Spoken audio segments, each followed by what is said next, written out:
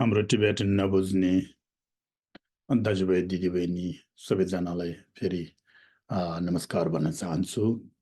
हिजो अस्ति तेस्रो विषयमा मैले हाम्रो जीवन चाहिँ स्थायी होइन स्थायी हो भनेर एक दुई शब्द बोलेको थियो।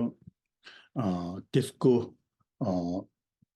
अहिले लगातार म एक दुई शब्द यहाँ फेरि चौथो भागमा भन्न चाहन्छु।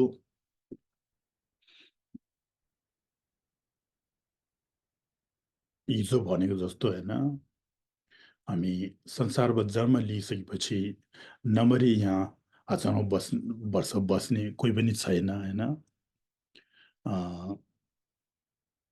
बस्नै पर्नेमा होइन, हामीले सुख र शान्ति सबैजनासँग मेलमिलाप गरेर बस्नु सक्यो भने हामीले मान्छेको जीवन लिएको चाहिँ मूल्य र होइन, अनि भविष्यमा केही मर्दा पर्दाखेरि पनि आफूलाई एउटा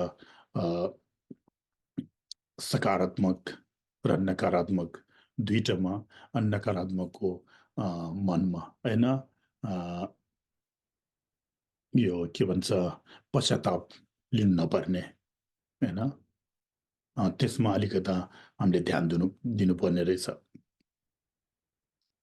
मुख्य कुरो चाहिँ के हो भने हामी सबैजना जहिले पनि दुई दिनको चोलामा हामी हाँसखेल गरौँ, मिठो नमिठो जे भयो भने हामी सँगै मिलेर खाउँ भन्ने एउटा भावना र इच्छा हुन्छ।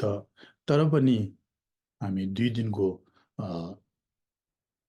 यो बस्नेको समयमा चाहिँ हामी जहिले पनि झै झगडा र अनि त र ममा होइन यस्तो गरिरहेको छ। जब जुन त्यो परिवारको मान्छे बितिन्छ अनि त्यो बितिसकेपछि अनि त्यो ऊ आफै बाँच्ने टाइममा उसले के गरेको छ, राम्रो गरेको छ भने राम्रो गर्यो भने मान्छे चाहिँ एकदमै थोरै हुन्छ होइन। राम्रो 79वटा गरे होइन, नराम्रो एउटा गर्यो भने त्यो नराम्रोले नराम्रो चाहिँ हजारौँ चोटि गरेको जस्तो र अनि राम्रो 69 पटक गरेको चाहिँ अनि एकचोटि गरेको जस्तो हामीले जहिले पनि त्यो मनमा त्यो कुराहरू खेलिरहँदो रहेछ नि।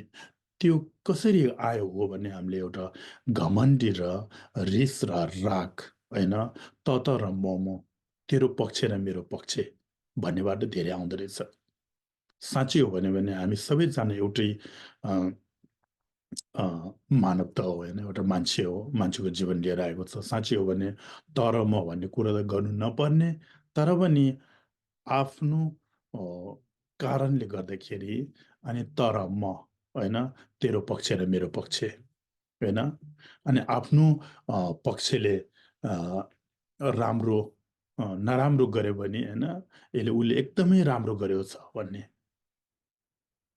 आफ्नो विपक्षले अनि राम्रो गर्यो भने होइन उसले एकदमै नराम्रो गरेको छ भन्ने, यस्तो हाम्रो एउटा दिमागमा यस्तो आइरहँदो रहेछ नि। त्यो कहाँबाट आयो भने मेरो र तेरो भन्ने होइन, तेरो र मेरो भन्ने पक्षबाट आइरहँदो रहेछ।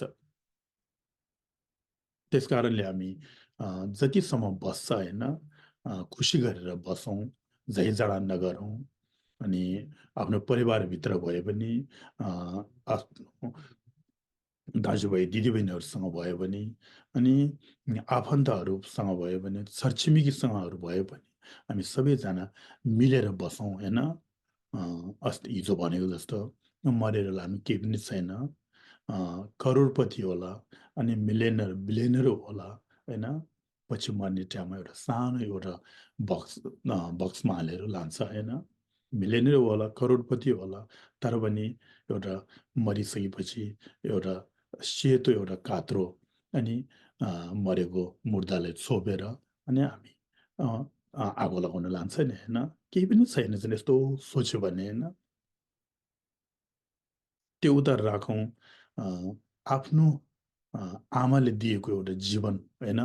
यो मेरो हात, यो मेरो टाउका, यो मेरो खुट्टा, यो मेरो मुख, यो मेरो नाक भन्ने एउटा जीवन पनि पछि मरिसकेपछि अनि मन र हाम्रो शरीर पनि अलगै गरेर जानुपर्ने रहेछ नि। लानु केही पनि छैन नि।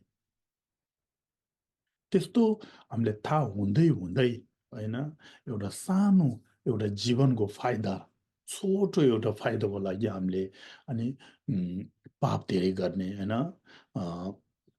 अनि नकारात्मक र सकारात्मक